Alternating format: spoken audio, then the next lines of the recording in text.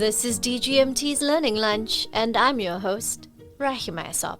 Today we are talking about empowering community-based organizations through something called trust-based funding, and what it means for donors to give more decision-making power to NGOs and communities. So the anchor for this conversation is a relatively new initiative called Sukutula Unmute and Act. It's a multi-year initiative co-funded by DGMT, the Elizabeth Taylor AIDS Foundation, and Charlize Theron Africa Outreach Project. The initiative supports community-based organizations responding to gender-based violence in 4 districts in the Eastern Cape and Limpopo. Joining me today to talk about this initiative is Zandile Mkwati, Project Manager for Gender-Based Violence Initiatives at DGMT. Welcome, Zandi. It's so nice to have you. Thank you so much for having me. It's lovely to be here.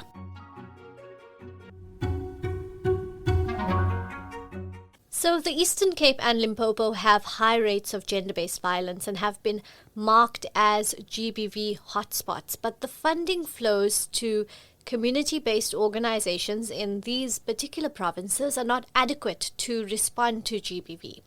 The Sukutula Unmute and Act initiative wants to change this by opening cash flows to organizations that typically don't have access to funding and to strengthen the capacity of these CBOs, that's community-based organizations. But that's not all.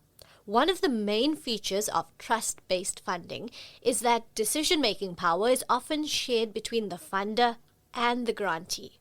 This collaborative approach recognizes the expertise of local organizations. This sounds amazing, and I'm sure that the organizations listening to this podcast, their ears are perking up right now and they want to hear more. So what are some of the features of trust-based funding that make this approach a good fit for CBOs? This model is less hierarchical and it's less traditional. And really it's about flipping the script on conventional power dynamics. And we're doing that with the hope that there's more impact in the sector. It is also based on shifting the power, as you mentioned, to CBOs so that they're able to decide the priorities for funding in their own context. I mean, you agree with me or anyone listening that CBOs are experts of their own communities and they will know best where the funding is needed most. That's interesting, and I'm reminded of a Black Eyed Peas song which goes, "Where is the love?" And I want to ask you, Zandile, where is the trust in traditional funding? I think so. Two things. What I'm hearing is traditional funding. How does it operate? And another one is how, in granular now, does this trust-based funding model function? The traditional one, oftentimes, it's around the grant maker knows what they're funding. So there's a call out for funding, for instance. We would like to fund in organizations, CBOs, that are going to run awareness campaigns in their communities. It's an example. Or we would like to fund CBOs that provide shelter for survivors of GBV.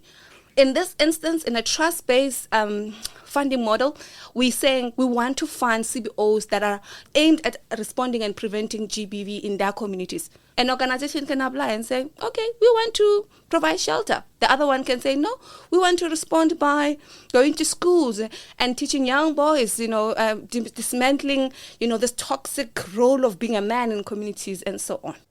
What are the risks then of this model, and how are these risks mitigated by the funder? The first one is lack of accountability. So if we don't provide grantees or CBOs clear guidelines, there's a risk of funds being misused. When grantees submit their reports, which is expected every 6 months, it will be accompanied by a financial report, and that financial report has to have a bank statement. Why? Okay, we want to see if this 100,000 that you have put down for, I don't know what activity that you were doing, it's actually reflecting in the bank statement. So there's a piece around accountability, and then it can create dependency. That's another risk. And a sense of complacency in seeking other forms of support. And then another risk is equitable distribution. So there's a risk that funds may not reach all deserving organizations or communities equally. Outside of the internal, checks that DGMT did, we had a community panel of about 10. They were the ones who decided of this group who needs to be looked into for further funds. So now the challenge is someone might have not reviewed the document in its entirety. So then some people will not be considered for funding based on, if I was reviewing that application that day, I had a lot of other work to do. I didn't look at it. I'm referring to the panel, the community panel member. And then the last risk is limited oversight. So trust-based models may lack robust monitoring and evaluation mechanisms, resulting in difficulties in assessing impact and accountability. We have been engaging in a process with an M&E expert to develop a monitoring and evaluation framework for this process. We're going to test it out. And how we want to mitigate these risks is by clearly providing clear guidelines to grantees, and we have done that. Every grantee that we are supporting through the Sukutula initiative has been given a grant agreement, and in that grant agreement is a very binding document that is detailed around our relationship. It's not necessarily one of power us over them, but it's around, this is some of the housekeeping that ought to be put in place for this process to be impactful. As trust-based funders, DGMT and the cohort of funders are assisting with capacity. Just elaborate very briefly on what that capacity support looks like. Grantees, some of the grantees in this cohort don't have the resources to submit documents online, and one will ask themselves, then how did they apply? They had to go to an internet cafe, walk there or take a taxi. And we are also considering the needs, or rather the resources versus what we are asking of them. But in terms of the capacity building aspect, we had to internally look into, we have, insight into different service providers that are specializing in key areas, and we have been in communication with those service providers. We are in a process now of narrowing down the list or the people that are going to hold this process, and in collaboration with us now, the funders, with the service providers, we will develop a training plan. But this training or capacity building process will happen in 3 phases. So year 1, we start with the basics or the core, which is leadership and governance. I mean, this is where we're going to delve into, issues around who are you as a leader, and considering the current climate, as well as the shifts in terms of how things are looking. There's a lot of the organizations rely, for instance, on DSD as a co-funder, and having them being aware of that, and us as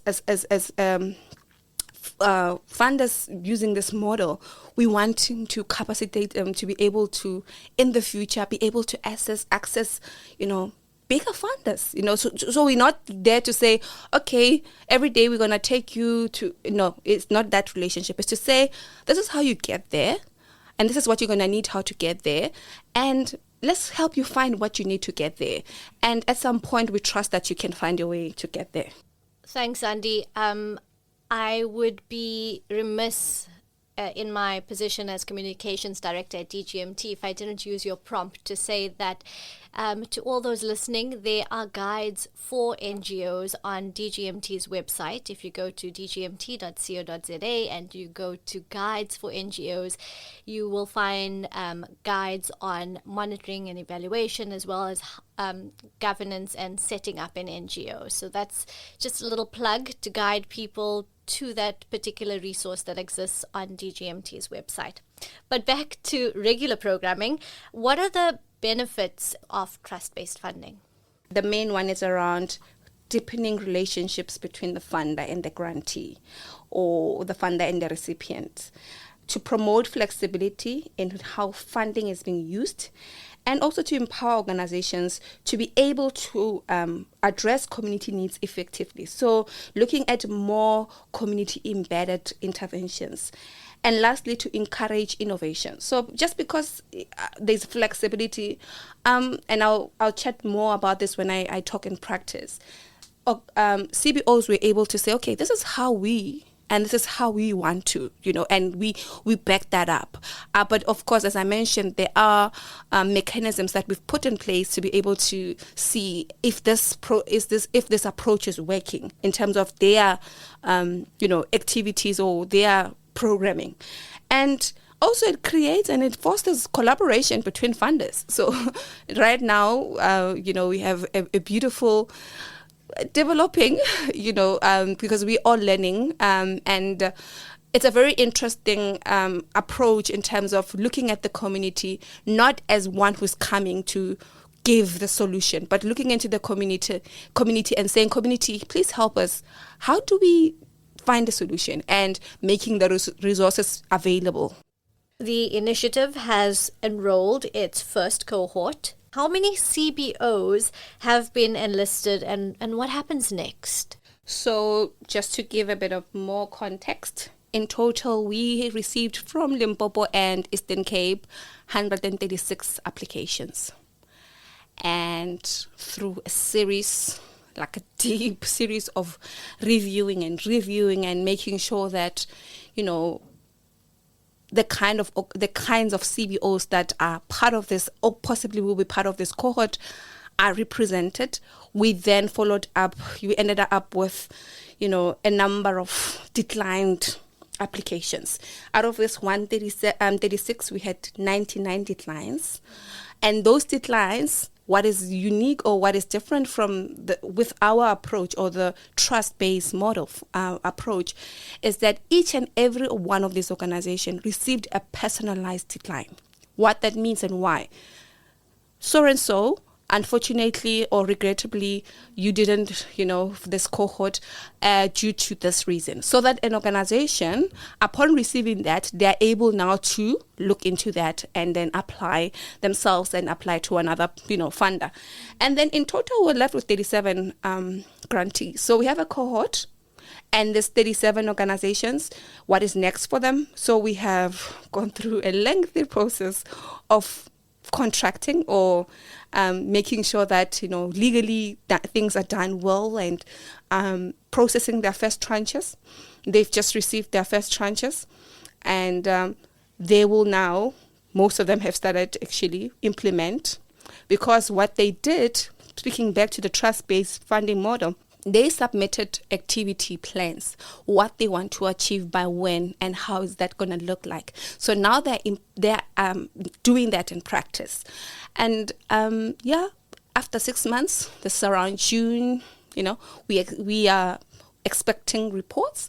And this report, as I mentioned, for accountability is going to not just be a narrative which we developed a simple template for getting core to the data now, to say there's certain things that obviously we want to look at for to track any progress or impact, and of course alongside with the financial report.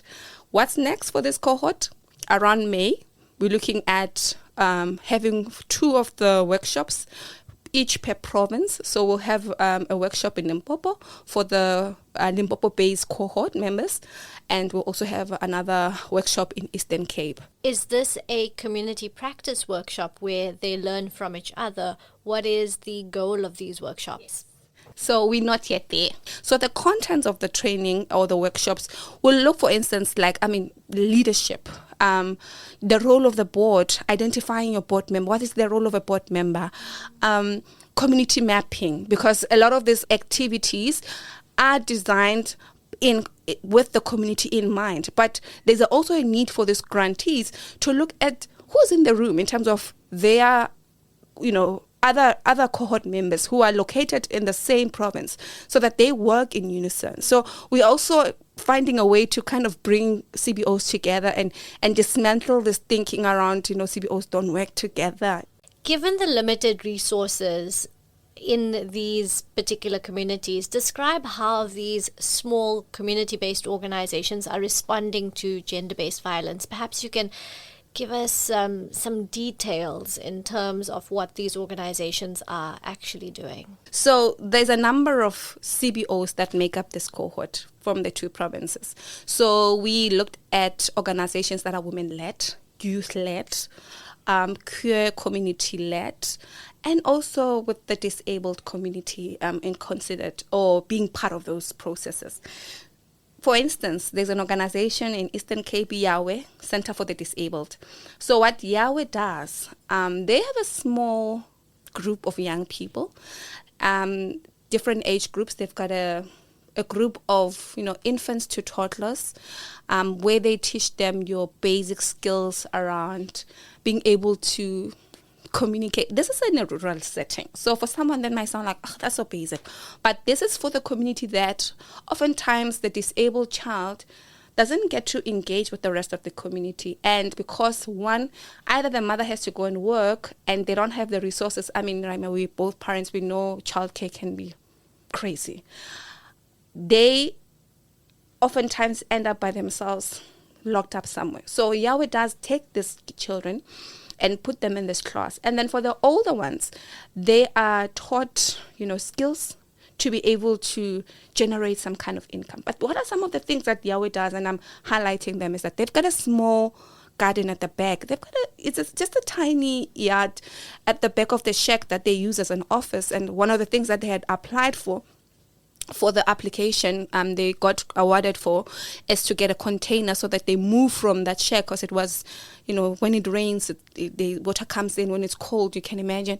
So they have a small garden where this young people, they harvest thyme, rosemary, herbs, and they have made this ointment. That ointment, it can be used for eczema. But another organization is Zwelicha. Zwelicha is also in the Eastern Cape. It is run by a group of elderly women. The founder was a wife of a local council who has since passed. As I mentioned, they're elderly.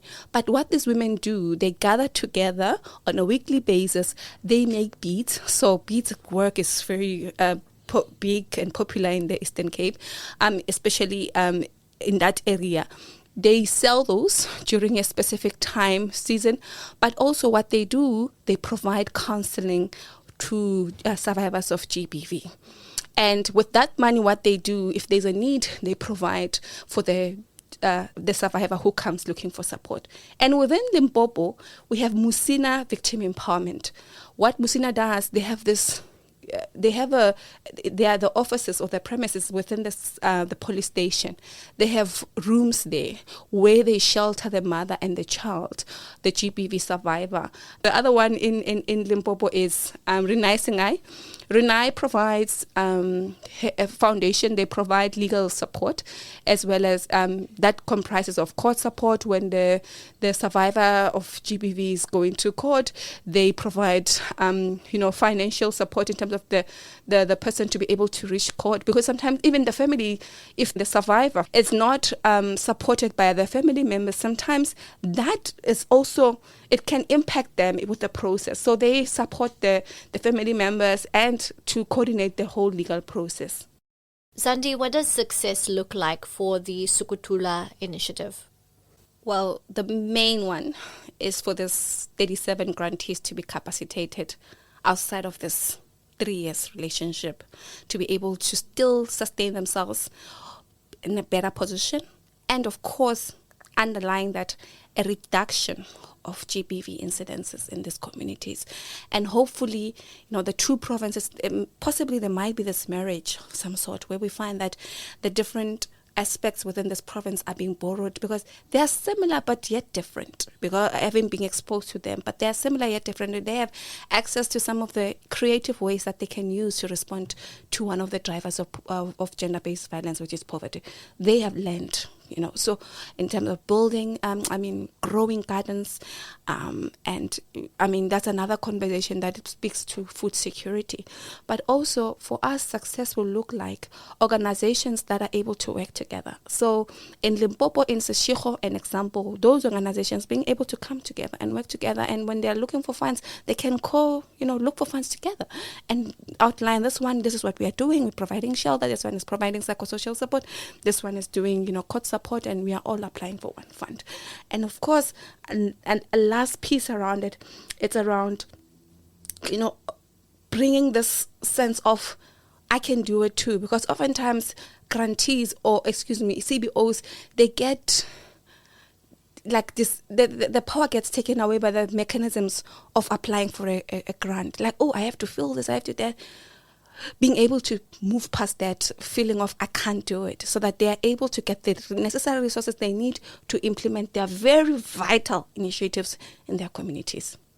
I want to summarize our conversation for the benefit of our listeners.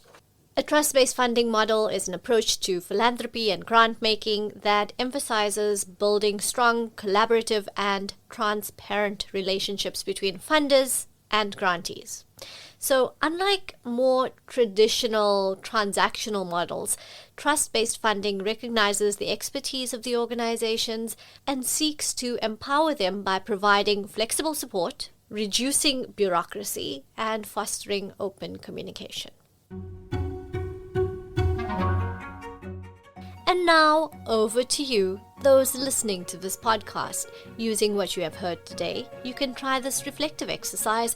You'll need a pen and paper to write down these steps or download the takeaway sheet from our website, dgmt.co.za. Remember to go to the Resources tab. Write down the following questions and spend some time reflecting on them by yourself, and then share your reflections with your colleagues. Question number 1. How do you think funders can best support community-based organizations to implement programs at a community level? Question number 2. At a community level, what do you think is lacking in GBV prevention and response efforts? And question number 3. How might trust-based funding affect the relationship between funders and grantees in positive and negative ways? This has been DGMT's Learning Lunch. Until next time.